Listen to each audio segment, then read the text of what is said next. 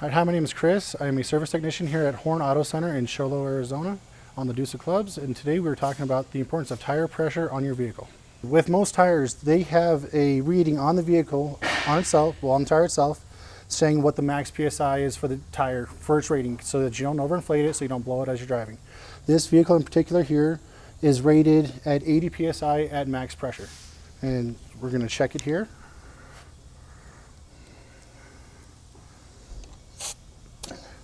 And right now we're at 58 PSI, and from here we can just check with the vehicle and see what the vehicle requires. With most vehicles, it states inside of the door what the tire pressure is required for the vehicle itself.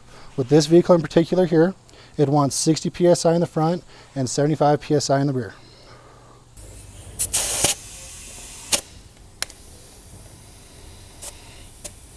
Okay, we are now at 60 PSI, which will give you the best fuel mileage and will make your tires last as long as they can, as long as you rotate them. If you need any automotive services, come see us over here at Horne on the Deuce clubs. We're more than happy to take care of you. The Chevy store that saves you more.